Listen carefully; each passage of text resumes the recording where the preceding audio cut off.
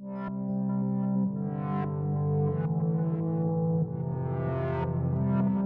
Nath. Hey mate, how you going, buddy? Oh, just cruising along. Welcome to the Fitted Health and Fitness Summit. Yep. Mate, this is unbelievable in here in the little country beachy town of Yamba. It looks like you created like such a wonderful little sanctuary. It looks like a little sanctuary. Yeah, mate. It's basically the idea was to create, like as you say, a sanctuary where there's positive energy, and the idea behind it was to have somewhere where I could train. I can invite people in that are going to feel comfortable and be able to train in that sort of environment. That's the idea behind it, for sure. So what was the initial reason? Why did you start this sanctuary? Well, I wanted this initially for myself. I wanted a place where I could train. Yeah. You know, and gyms. A lot of the gyms around here I was working with as well. Mm-hmm. But I wanted somewhere which I could call my own. Yep. And that's basically what I've created. You can sort of see, like, most of this gear is second hand. Yep. It's you'll find a lot of people when they buy stuff, they don't necessarily, when they buy it, they use it for a bit and then they don't use it again. Yeah, exactly. And so it was really easy to actually find a lot of the stuff. It was pretty much all brand new. Yeah. And I started, a couple of things are new, the racks and the benches and stuff, but you can see there that's pretty much brand new. I went up to Brisbane and got that off a person, and it was picked it up, brought it back, awesome. set my place up. Yeah, it's good. I mean, I love it in here. It just takes away a little bit. You don't need to go to a gym franchise. No. Is that what you find? I think with people, when you decide to set something like this up, you don't need a big space either. You don't need to spend thousands of dollars. I mean, I've spent decent money in here, but you don't have to go out of and create like this multi-functional purpose center all in one. You can still do some quality stuff. Do everything you really need to do in a small space. Yeah. So it works really well. And everyone enjoys it when they come around. My friends and they come around and train. So yeah, it's a good spot. I saw before that you guys had people in your training. Yeah. It's unbelievable. It's just a great spot. Yeah, it's just a little. It's almost like you created like a little community. Yeah. I mean, people go past. I mean, especially in the school holidays, people go past and always looking in, and they see the stuff on the walls and that, and they're like, oh yeah, those people are training and going hard, and you can see some of the things I'll sort of run you through. What this is first one, 40% rule. Yeah. That's from the Navy SEALs. Yep. And what does that mean? Well, basically, they work on the principle that when they train these guys, they basically work on the principle that when they get to about 40%, when they're broke, when they're done physically and mentally, they know they've still got 60% left. Yeah. So when you get to a stage in your life, whether it's relationships, whether it's training, all those things that you think you've got nothing left, your face is in the dirt, you've got 60% left. Yeah. And that's the principle they will work on. And it's a great principle, and they use it everywhere. Business people use it. People in a whole range of different parts of life take on that principle, and I think it's a great one. That's awesome. Yeah. So run us through some of the other things that you've got on here. Yeah. What's your why? That's a really important one. Why do you get up in the morning? Why do you do what you do? Yeah. What are the reasons that want you to be a better version of yourself? Yeah. I mean, that's thrown around a lot by a lot of different trainers, and it's a great message. So keep repeating it. Exactly right. I'm not sort of here to sort of preach to people. I just know that a lot of times in my life, when I've had tough times, that what's the reason why you do it is what gets me up. Yeah. And that's the reason. You have your purpose. That's another reason. There's a purpose. Obviously fun. Yeah, you want to have fun. That's really important. And that's my mum's message, love and light. That's a really special one to me. I lost my mum to pancreatic cancer. It was a tough time, and that's her message, and I'm going to make sure that everyone hears that message. Yeah. So what does that specifically mean, love and light? Love and light. Well, Mum was obviously, everything she did in her life was love. Family, friends, community. She's a very giving person.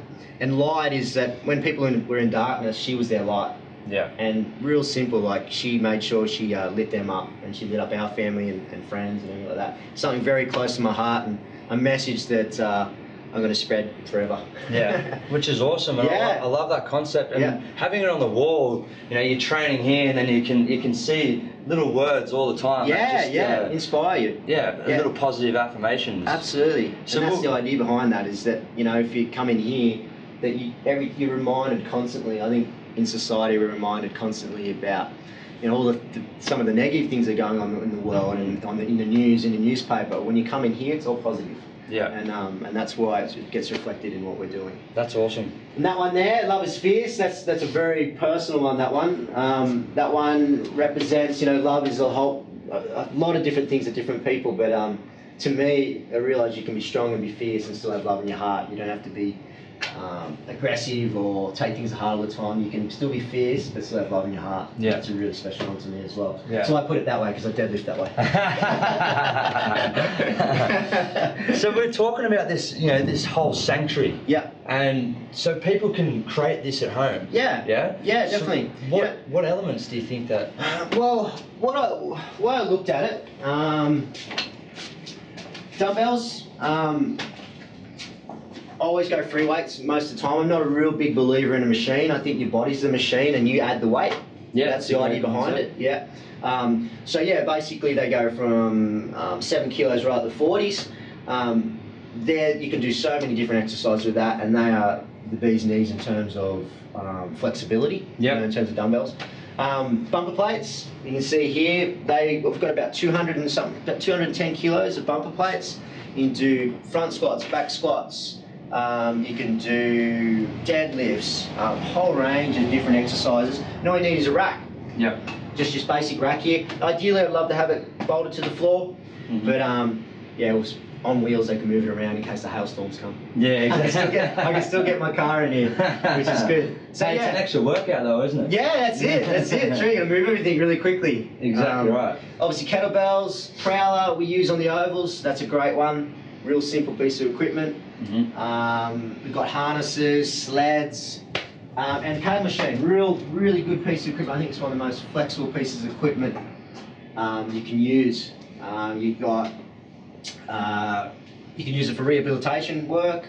You can use it for a whole range of different exercises, and that functional training side of things I really enjoy. Yeah. And I think is the most benefit for people. You know when you say functional? Yep. So, you know, for me, like, what does that mean? Because to me, this is where I think a little. Well, I think a lot of people have a similar concept of functional training, but I think we were mechanically built to move a certain way.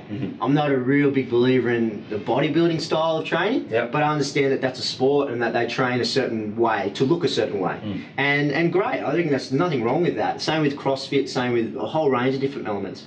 What I try and do is Frankenstein some of that, create a monster, so to speak. Yeah. But I think we were designed mechanically to move in a functional way. So when we run, we don't just use our arms. We use our whole body. When we deadlift, when we lift something off the ground, we're using our whole body. If we were running around in the jungle and we had to hunt or we had to gather and different things like that, we might have to climb up a side of a cliff or a mountain. We might have to hunt, we have to run, we have to throw a spear. That's how you would move in that environment. You wouldn't sit there and isolate one area. And that's the way I try and train. I try and train like I'm doing that.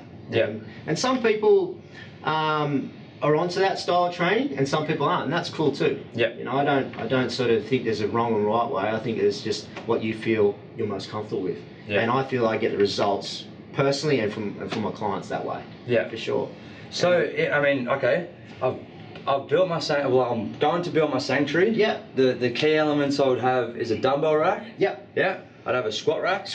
I'd aim for a cable machine. I don't need to get it all brand new. I can get it second-hand.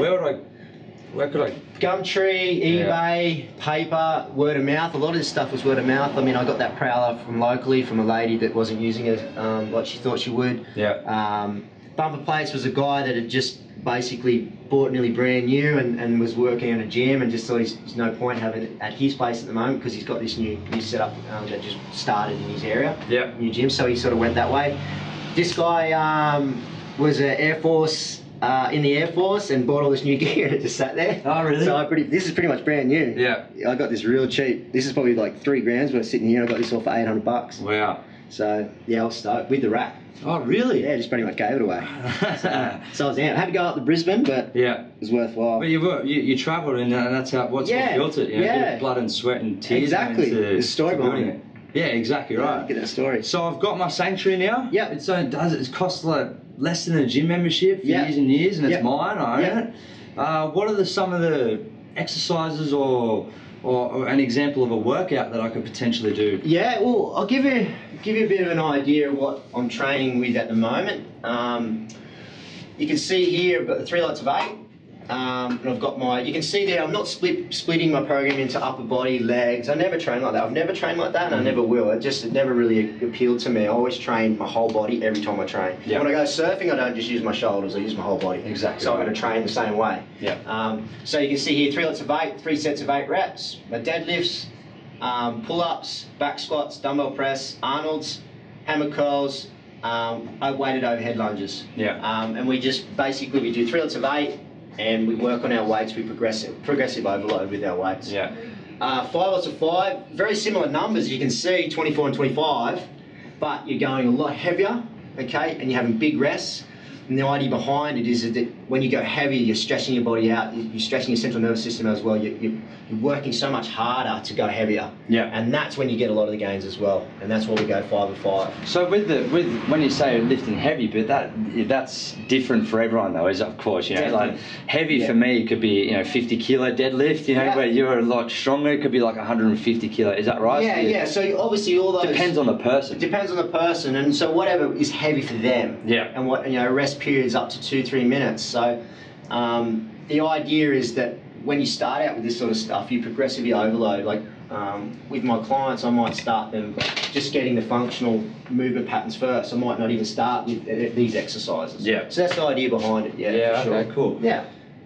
So that basically that's what I'm working with, and we do lots of different stuff. We'll do some boxing and different exercises and get outside a lot as well, because it's such a beautiful area here in Yamba. So we're not always in here, that's for sure. Yeah, well, the sanctuary gets taken outside sometimes. Yeah, absolutely. Awesome. Best gym in the world's out there. Yeah, sure.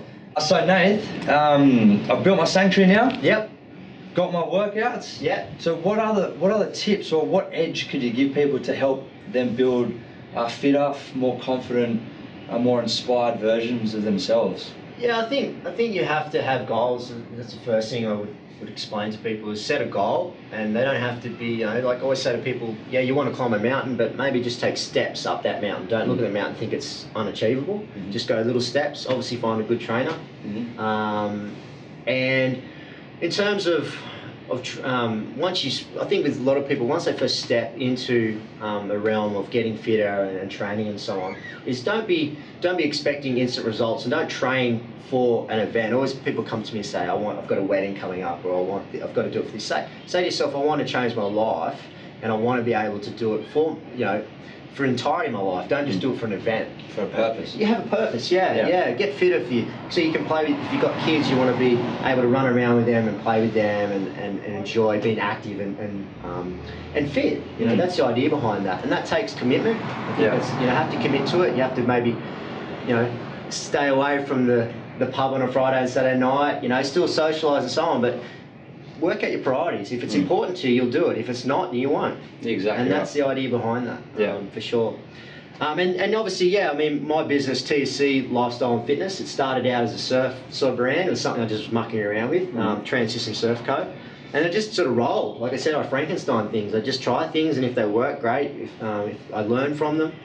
And that's where the name comes from, TSC Lifestyle and Fitness. It's about fitness, surfing, positive energy, and helping people, giving to people, making sure that they have the opportunity to be the best version they can be. If I can help them along that way, great. Awesome. So that's the idea behind that, for sure. We build our physical body, right? Unfortunately, we're still sitting at anxiety levels of 1 in 2 people. Yeah. That's 50% of people suffering from anxiety or depression at some stage of their life. Yep. What little tips can you give people? Yeah, I mean, I think with that, it really is an issue in society at the moment, and I think one of the best things about training and exercise is that it releases those endorphins. You feel stronger. You feel rewarded when you train hard. And often people, when they're going through depression, anxiety, it's hard to get up and be motivated. It's hard to get out of bed and do that. You know? And so where training can come in, it gives them focus. It gives them the ability to say, okay, if everything else is chaos and everything is going pear-shaped, but you can get on in a weights room, you know that 100 kilos is going to be 100 kilos, that 150 kilos, 150 kilos, and you don't care. You get in there, it gives you a focus, it gives you a clarity, and you've got that structure throughout your week, and I think that's so important for people with depression and anxiety. Give something to overcome. Absolutely, you feel stronger, you feel better about yourself, and if that, and that is such an important key to people recovering. I really, you know, I really believe that, and that's why, you know, when people come to me or they want to train, that's why I have these things written on the walls, because I've had some horribly down times, and that's why I've got Love is Fierce. That's why I've got Love and Life, Purpose, What's Your Why, because it keeps me going. And that's really important. It's really important. So I think, I think make your sanctuary, get your reasons and your why, what you want to do, your purpose, and then share it with people. Don't hold on to it. You know, give it out and help people, like what you do. Exactly. Go out and help people and make your space a better place. Awesome. Sure. Mate, you're such a wealth of knowledge. Definitely a role model for me. Cheers, mate. Someone I aspire to be when I'm older and want to grow my own little sanctuary like this as well. Awesome. Where can we find you? Facebook. Just type in TSC Lifestyle and Fitness. Instagram would be under Nathan Anson Surfer.